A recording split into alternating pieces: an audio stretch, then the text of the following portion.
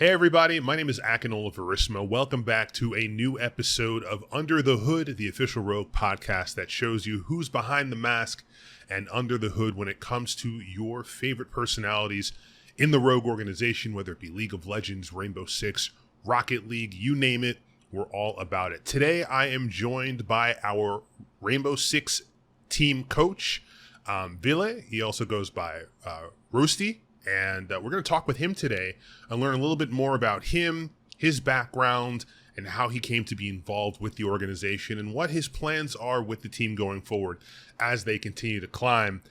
Wille, what's going on, man? How are you today? What's going on? I'm doing good, man. We just had a GSA game against My Insanity, and we won the game 7-3. So usually when you win the game, you're doing good. Absolutely. Yeah, I have been really involved with Rainbow Six because I've been tasked with covering the games and posting on social media. And for anybody who didn't watch last week's episode, I spoke with Corey, one of the players on the Rainbow Six Rogue team, and we got to speak with him to learn a little bit more. So we're looking at it from a coach's perspective today. So I have some similar questions, and I know also a different mindset is required when it comes to coaching a professional team and leading them to victory in the best way possible. But before we get into that, I wanted to learn a little bit about you, the person, because there is more to a person than just their occupation. Why don't you let everybody know a little bit about yourself, where you're from, and how you got to be involved with Rainbow Six as an esport? Well, I'm from Finland.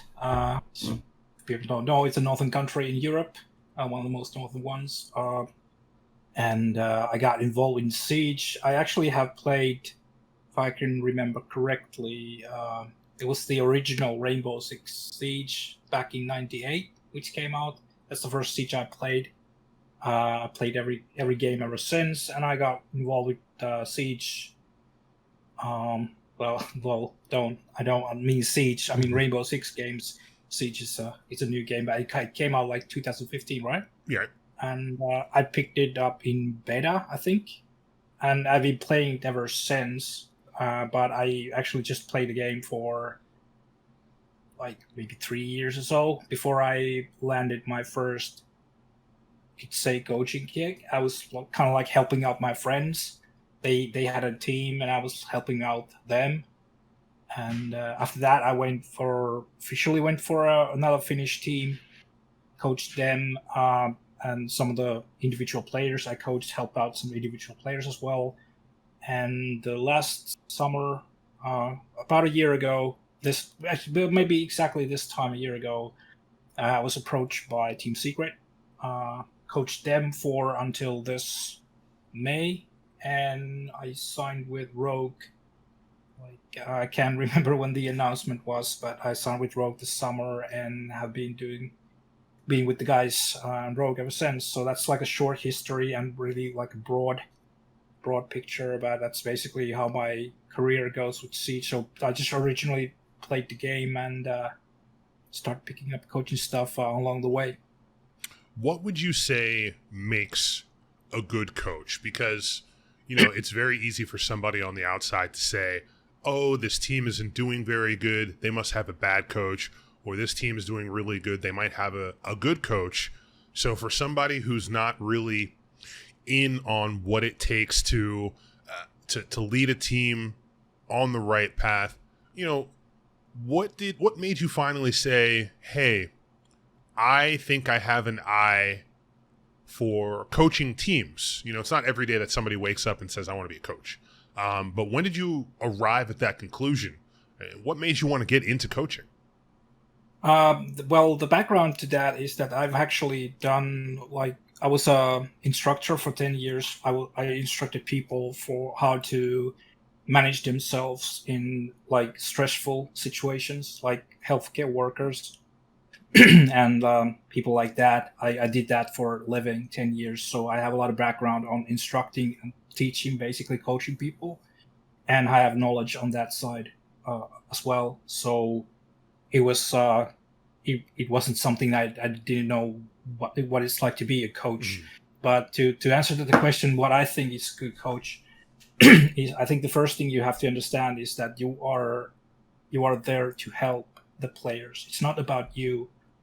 It's about the players, and everything you do, everything you plan, and everything you have in mind should be directed towards to make the players like be better and help them in any way they can. And I think there's like different approaches on coaching, especially in esports. There's like coaches who like to be really focused on tactical stuff, focused on strategical stuff, developing player skills. I think my personal approach is a bit more, I'm not sure if it's the right word, but holistic. I try to think of everything. Mm-hmm.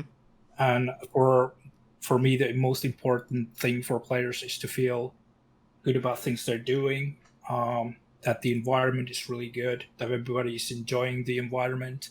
I mean, I know there's like different opinions as well for that, but for me, it's really important that everybody in the team is feeling good and enjoy the environment, enjoy the work we do, and we have a system in place to ensure that people are like going forward and progressing all the time. So I think the main thing about being a good coach is to be true to yourself, like coach with your personality, what you are. Don't try to be someone else. Don't look for other guys to be like them. Just try to be yourself and be passionate about stuff you do, and just like make your sole focus on to help out the players. I think that's basically my ideology in a nutshell. I think those are very good qualities. I think that every coach could benefit from, even if you're not coaching, trying to improve yourself as a player. I want to talk more about environment because, I mean, as you know, in esports, even when you compare it to regular sports, there is a very high amount of time spent playing the game, scrimming, practicing, and you see issues with player burnout in the Overwatch League, in League of Legends, and I mean, you have to play the game a lot to make sure you're at tip-top shape. How do you and the boys avoid burnout? Like, do you ever get the feeling that there's too much practice, there's not enough practice, you guys are at the right level? What's that like? I mean, it's you have to be like really aware. And what I do is I talk to players a lot, and I'm not just spending time talking to them in practice. I try to stay in touch with the guys outside practice as well. I really want to like have the touch on the players to see how they're doing. And obviously I have a background of I'm a psychiatric nurse as a profession. Mm-hmm. I've been doing that for 20 years, so I have some sort of background on reading on how people are doing, about how they talk, how they act, and stuff like that. So that's really important to keep like tabs into the workloads and stuff. And I always obviously listen to the players, and but it's a constant juggle of the schedule, in a sense that obviously you can have a set system where you practice this and this much, but it's not always the amount of practice that will do the trick. You have to have the quality of the practice. You have to have proper amount of rest. You have to have. I personally think that if you want to be successful in any sports or anything in particular areas, you have to have a life. It cannot be just you have to be like passionate about what you do, but you have to understand you also have to have other things in your life that you can get off and relax, so you're like refreshed when you go back to do what you really love to do. And I think the most cases when people start to burn out is that they kind of like don't find the relaxation from nowhere. It's just like if it's just Siege, if it's only Siege, you have nothing else in Siege, it's really easy to go into a place where you burn out. Mm-hmm. And I think that's one of the jobs the coaches and managers of people really have to like look into, that these guys don't like overextend themselves, because I've already had one player in the past that actually suffered from basically burnout. So I really don't want that to happen to anyone in our team. So we have to be like really careful about the workloads, about the amount of rest people get, and that they properly have also something else to do than just like play the game.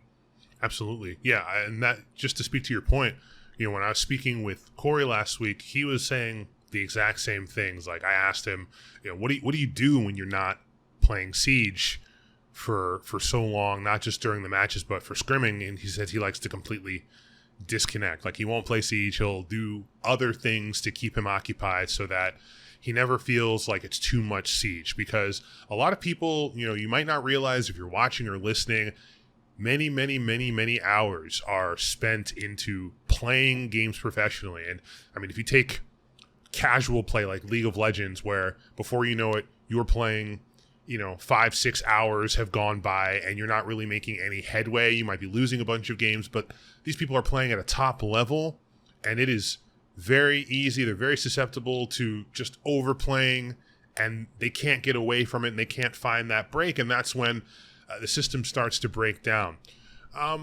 Let's talk a little bit more about player togetherness, because I know how hard it is to, you know, I've seen instances in which teams may have players that are new. They might be good, but they don't mesh really well together with the team, and the team suffers as a result. Talk to me a little bit about, you know, getting the boys together and making sure that everyone's on the same page and they're working together as efficiently as possible. Because I know, you know, it's hard. It's hard finding good players, but I would argue that it's even harder finding good players that work very well with each other, wouldn't you say?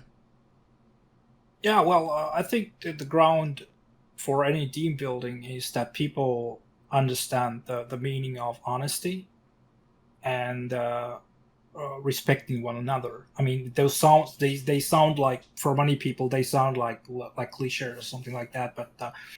But if you really have a team that believes that we can all can be honest and we can safely say what we feel and what we think in an environment, then there won't be like any hidden stuff. People don't hold back. I mean, if there's like an issue with something we do, people will talk about it and we figure out if it's actually the thing that is considered, that is like making the issue happening or what. But I think also honesty also helps. That obviously you don't have the chemistry with all the people you meet in life, but you have to have the skills and the ability to actually work people. That's like common stuff you need to learn in life. You don't always like all the people you meet, but you have to be able to, especially if you're like professional, you have to be a professional about it as well. You have to be able to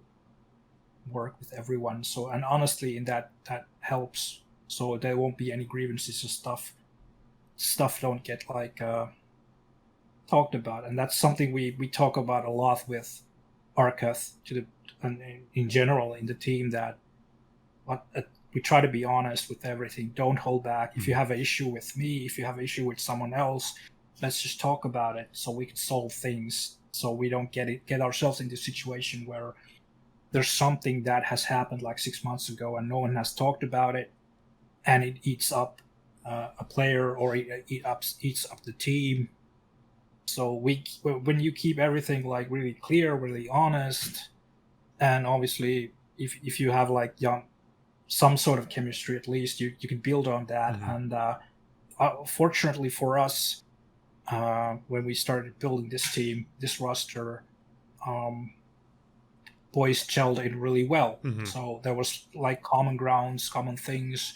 Boys have a certain type of sense of humor which they share. So in that sense, we have had like easy environment to start building those ground stuff we have to build stuff on. But I think in any team building, the main things are that the team is honest to himself and to the other members as well, and staff, and people respect each other. I think those might be the key points. How important is being able to effectively communicate with your team? Say you have a bad game, you know, you're up 6-1, and then all of a sudden it ends in a tie. I imagine those ties sometimes hurt worse than losses because you threw a big lead away.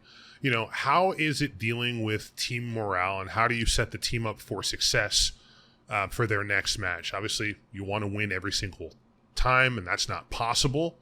So what do you do? Like, how can we learn to be better, effective communicators from your position as being a coach? Well, I mean, that's one of the first things you have to realize as a player and a coach is that you have the realization that you can't win always. But what you can do is you can create a possibility for a win to happen, which means that you work hard and you keep your fundamentals in check and let the game kind of take care of itself. And obviously, if you have if you are leading 6-1 and end up with a draw 6-6, it's obviously not something you want to do, but those things happen as well. There's always another team that is doing its best, so it's not up to us to always. But if we can achieve a state where at every time we go into a game, we give our best for the win to happen. So we kind of create the environment where good things are happening, and we keep that process going on. In the long run, good stuff will happen. And you asked about how you can approach people. We have this, or maybe I have this idea, which I'm trying to sell to the people, is that both in game you have good things happening, you have bad things happening, but they're just things. You don't need to like underline but usually people underline like bad things. Mostly, we kind of like to like power up bad things. So what we try to do and what we try to learn is that good things happen, bad things happen. There's just things that happen. We acknowledge what happened, and we also acknowledge what we need to do after that. So if we had a bad round, okay, we acknowledge we had a bad round. Okay, that round doesn't affect the next round. So next round is always it's a new round. The baggage is that we try to not have any baggage. So like if we have a bad game, we go over why was the game bad. There's usually always a reason why it was a bad game, and we go it over and then we leave it be. And there's always the next practice, next game, next round, next day, and we try to keep that going on, and just have a realistic view to everything that's happening to us. I mean, we win a game, great, it's a good thing for us, but we still need to go to work the next day, so we don't get that into our heads. We lose a game, too bad. We go to work next day to work on the next one. So that's kind of the mentality we are trying to keep. And I think the boys are like doing that really well. So approaching them after a bad game is really natural. We just go over that, okay, these things happened and that caused us to draw the huge lead. So we need to focus on these things to not happen again. So it's I think with this team it's really natural. You don't have to start figuring out how do I do this or what do I do, because the boys are really motivated on to do the right things and try to do the things we want them to do in every game. As a coach, you've obviously experienced a lot of games, post-match analysis, pre-match analysis, the whole kit and caboodle. How do you feel about the landscape of Rainbow Six as a whole? I asked this question to Corey, so I want to give it to you as well. Obviously, the scene is growing. Lots of people are watching more Siege than ever. Things seem promising. But how do you feel looking at it from a top-down perspective? You've experienced all of these teams, Rogue, Secret. You see all these other teams doing their thing. How do you feel about the future of competitive Rainbow Six? I mean, it's obviously we're now just entered a whole new era. We got the new league system. We have different kinds of leagues, different kinds of systems in different kind of continents. And we just finished Europe League, the first stage, the series, and now we waiting for the mini majors to start. And I think it's constantly growing. The scene is constantly growing. Obviously, there's a lot of issues people are talking about, like social medias and stuff like that, but I really don't want to go into those because they're not exactly something that maybe is that much affected the pro scene. Right. But I feel that CIS is in a good place. The growth is steady, and I'm looking forward to see what the game has to offer in the future.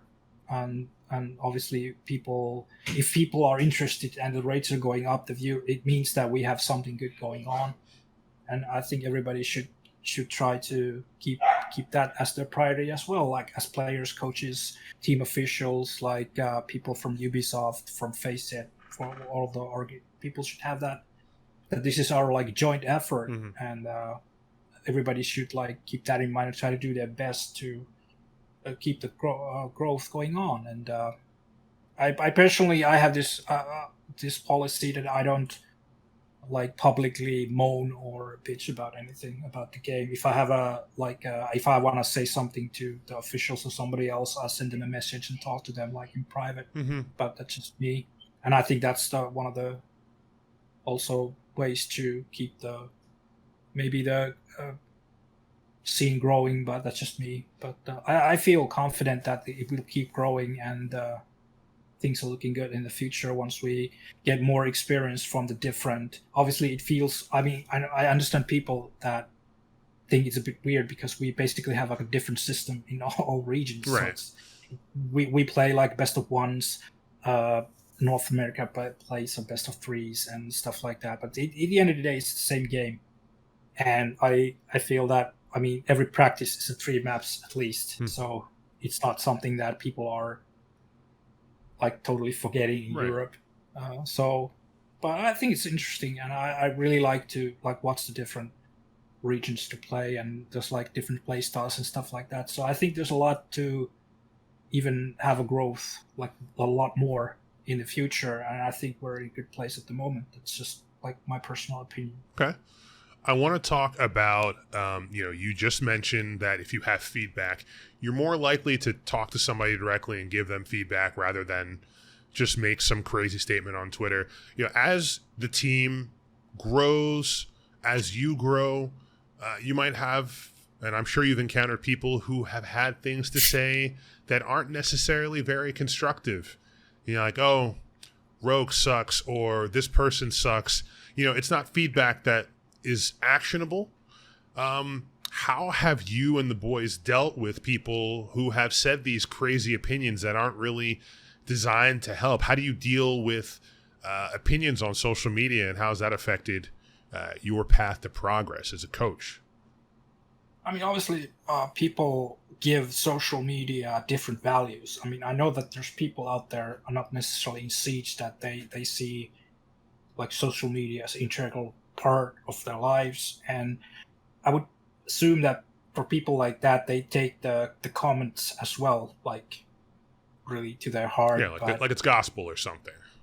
Yeah, but I personally, if somebody at somewhere in the world, if someone thinks that I'm a bad coach, or our team is bad, or it sucks, or even though, I mean, if somebody actually can come up with the reasoning that why am I bad or something, I'll just take that as a feedback, and see myself if that's the case, and if it's something I can work on, or if our team can do something about it. But if it's just somebody sending me a message that I suck, I don't know. I really don't care about it. I mean, it's just okay. Well, fine. I mean, it's how you feel, and I also understand if I mean, I love being a fan, and being a fan, it means that you're like a bit fanatic. I think the word comes from that as well. So you're really into your team, and you're emotional, and you really want, like, you invest a lot of emotion in esports and teams and stuff like that. And I can understand that sometimes that can go like kind of overboard, and you want to like you're upset that, oh, this coach doesn't know what he's doing, and I really want to send him a message that you suck. It's fine. I mean, if it helps you, feel free, because it doesn't bother me. I mean, if somebody thinks I'm suck, yeah, I really don't know what to tell people that, because but I also know that, acknowledge that it's not a good thing, because some people are really, really like affected about it, and I think that's something that everybody should try to work towards. That absolutely, that people that are affected by some bad feedback don't suffer for it, but that's just a that's so a broad topic, and it only can be achieved by true education. So I'm not don't know what to tell you about that, but in general, we don't like if it's just like some rant or trash or something. We just don't care about it, Yeah. and we just move on. But obviously, if there's like good feedback from someone actually saying that you have this thing wrong and this you should do to fix it, then obviously we give some thought to it. See, that is the approach that I wish I learned about 5 years ago when I was making content. It's you have all of this praise that one group of people might give you, advice from your peers and feedback from your peers, people that actually matter, that should have a say in feedback and performance. But then it only takes one person that you've never spoken to, who's not connected in your line of work or industry at all, to have it all come crashing down. And if you don't handle it properly, you could find yourself in a world of trouble. And I'm glad that you and the boys have found the solution to just not take feedback from people who, for lack of a better phrase, don't really have a say or don't have any dogs in the race. Take that to heart, because you're just giving them ammo to keep crapping on you, and it's not worth it. So, that's definitely good advice to everybody, especially in this age of social media where it's really hard to disconnect. It's really hard to turn things off and ignore that type of feedback, because it's like, hey, nobody wants to be told negative feedback or anything negative. As humans, we respond not so great to that, and we all need to do a better job of reacting to the type of feedback that matters from people that matter. So that's very great that you said that, I think. Yeah, because as humans, we are hardwired to actually like amplify everything negative we get, and we kind of like we hang on to that. So you really need to like kind of learn away from it. And but obviously at the same time, all the people who are sending us like supportive messages and wanting to support us, so that is something we just take with we receive that with like humbling thoughts. So we're really grateful for people just saying that, okay, or all the fans are putting up like good messages. That's we don't deal them as we deal with the bad stuff. So that stuff is really good for us, and we really appreciate everything good coming our way. But I mean, like I said, if somebody just say that you are bad and doesn't have anything on it, no meat, just the bones, so and we just leave it be. I mean, I know that they're just basically venting, so Yeah. if they feel better after that, I'm happy with that as well. Let's imagine you have an alternate reality. You're not coaching, you're not in esports. If you weren't involved in esports, what do you think that you'd be doing? What would you want to do? Like, what would be what you're involved with every single day? Would it be the psychiatric stuff, or would it be something completely different that we don't even know about? So, if I could, I mean, we don't even need to be like in alternative reality, but if I could, I'd probably just play guitar all the day. Really? You guitar player? Yeah, and I probably would like put so much more effort in music, and probably would work in some sort of line of music myself. But I made that decision like long time ago. That's not going to be my profession, and that has led to me to this point. So I probably would work somewhere along the music industry somehow, I guess. That's awesome. You're the first person I've spoken with in esports that has, other than, I feel like TN probably played some sort of instrument or something like that. Man has done everything, but you're the first person who's expressed any inkling or interest in some sort of musical background. I think it's really cool. I like to sing in the shower. That is the extent of my musical prowess. I can't play any instruments. I was never adept at learning scales, or I can't read music or anything like that. What's your favorite song to play on the guitar? Do you have a favorite? I think my favorite songs would be the ones I've learned when I was a kid. Probably something Megadeth, I think. Really? I was a huge like thrash metal fan when I was a kid. Okay. Still am. Probably one of the Megadeth songs would be, but I haven't played them in years, so I mostly play like blues nowadays because I'm old and slow. Well, So. whatever, man. Look, you're only as But, as old as you feel. Okay. yeah, but I think one of those songs would be my favorite. Okay, that's great. I wanted to, before I close this out, I always give an opportunity for the person that I'm speaking with to impart their wisdom. Obviously, you've been speaking wisdom for the whole episode, but there are always people who are wanting to get into esports. Maybe they want to be players. Maybe they want to be coaches. Maybe they want to be in marketing. Maybe they want to be in finance. There's so many different ways that people can get involved and play their part. They don't have to be good at the video games that they're involved with. I'm not good at League of Legends, but I'm still involved in esports. I'm talking to people who know a lot more than me as an opportunity to put that information into the void so that somebody can absorb it, so that somebody can get better. So if somebody's entering the industry for the first time, using all the tactics that you've learned, the highs, the lows, the middles, all that stuff, what would you say are what's advice that you would give yourself? Like you saw everything that you're doing and you had an opportunity to talk to your past self and say, hey, things are going to be okay. You should do this. You should do that. What's some advice that you would impart onto somebody entering the industry for the first time?